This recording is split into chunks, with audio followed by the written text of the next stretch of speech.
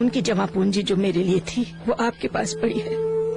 देखिए आप मुझे यूं यहाँ रोज रोज आना अच्छा नहीं लगता। आपके अपने उनके हक के पैसों के लिए परेशानी क्यों उठाएं? इसलिए भारतीय एक्सा लाइफ इंश्योरेंस ने बदला है जीवन सुरक्षा का नजरिया। पाइएगा क्लेम सूची के वक्त फंड वैल्यू का पूरा भुगतान सिर्फ 48 घंटों में। फिर कब आऊँ मैं? चाय के लिए कभी भी।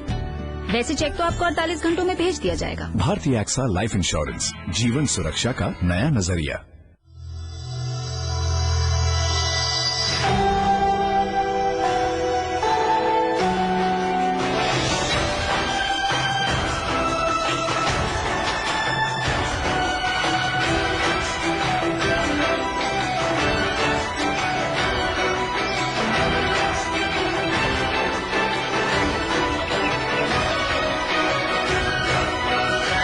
Aditya Birla Group, taking India to the world. Yaar, I need a new laptop. Try Flipkart.com. Online. Original cheese चाहिए boss. Original products with original warranty. Warranty? Who told you? My boyfriend. Handsome कहाँ है आजकल? Original products with original warranty. Flipkart.com, the online megastore.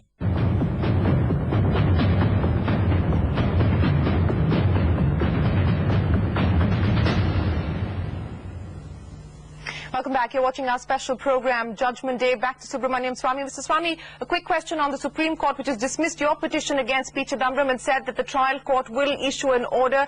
The government seeing this as a clean chit. The Supreme Court has said that the Minister of Communication and IT was very much conscious of the fact that the Secretary of Finance had objected to the allocation of 2G spectrum at the rates fixed in 2001. He did not consult the Finance Minister or the officers of the Finance Ministry. Well, first of all, they have not dismissed it.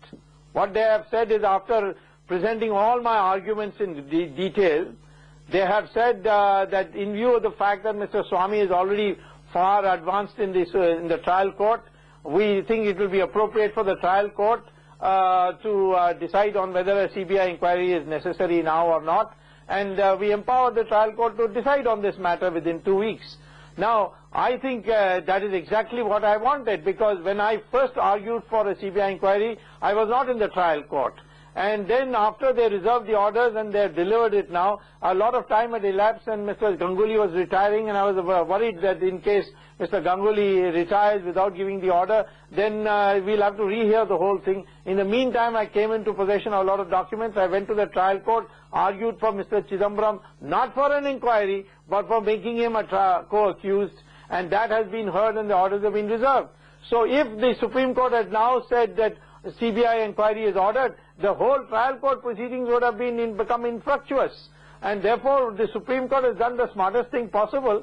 They have handed it over to the trial court and saying, if you need it, you do it, otherwise you need not do it. And I don't think it is at all correct. In fact, it is a super victory for me, not just a victory, but a super victory, that the court has done me a great favor by not asking the CBI to inquire into a matter which would have made my trial court work completely infructuous.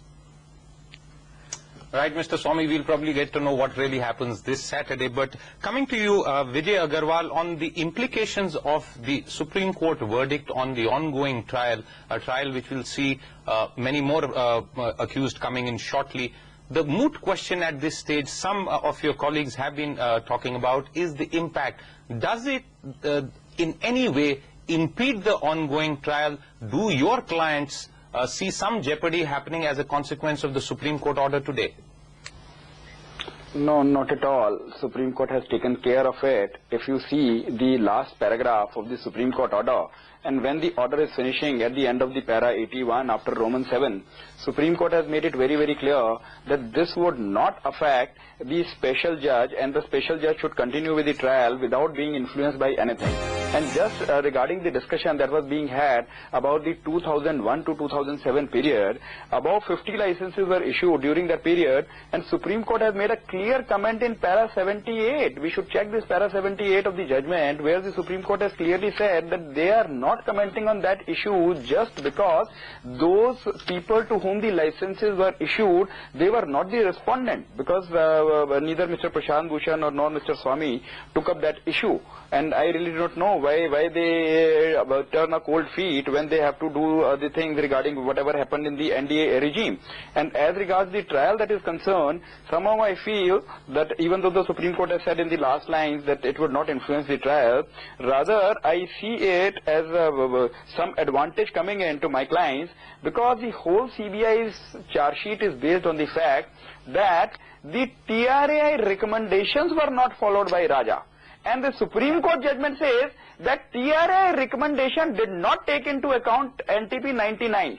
So the flaw is not with Raja, the flaw is with the TRAI recommendation. And in the criminal trial, the TRAI people are the witnesses.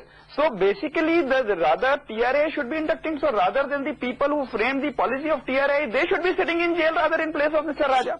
Moreover, just now, during Siddharth, just a minute. Vijay, very Go ahead, please. Tell me, Siddharth.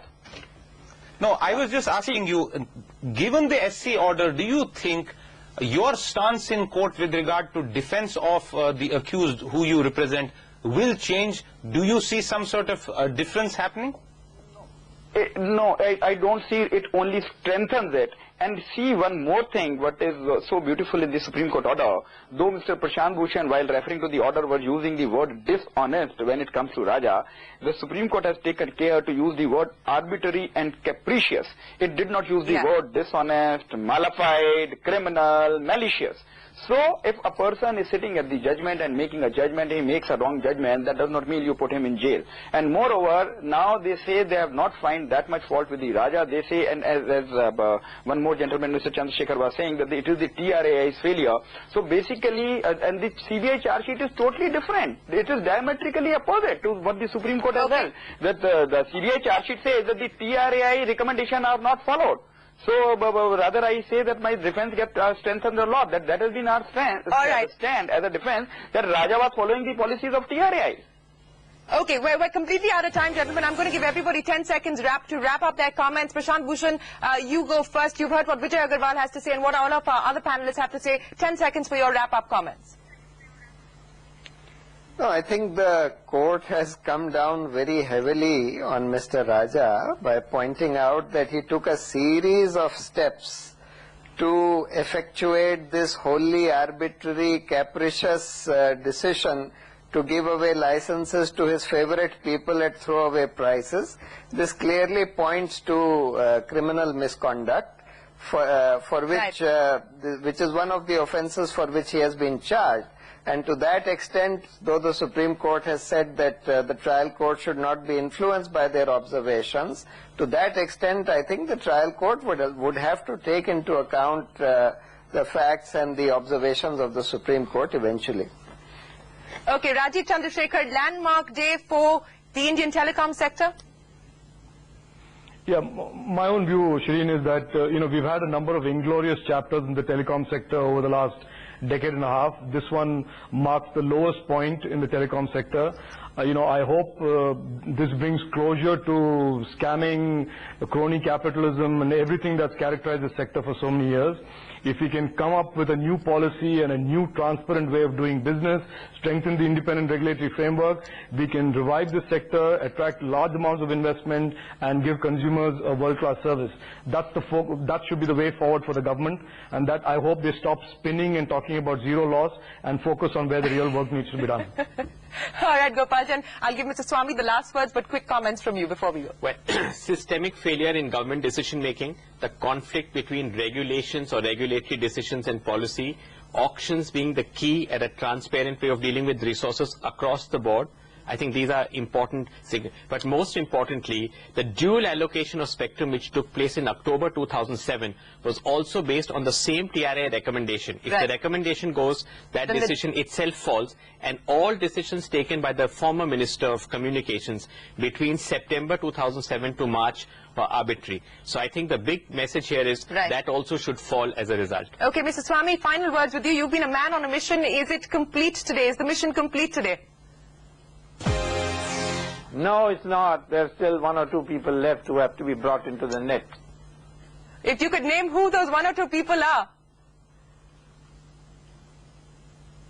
We seem to have lost that line with Subramaniam Swamy, but gentlemen, appreciate you joining us here with your thoughts on the implications and the way ahead. Siddhartha Ravi, Gopal Jain, Rajiv Chandrasekhar, Prashant Bhushan and Vijay Agarwal, appreciate you joining us here on the CNBC TV 18 special. We'll see you again shortly in the next 30 minutes.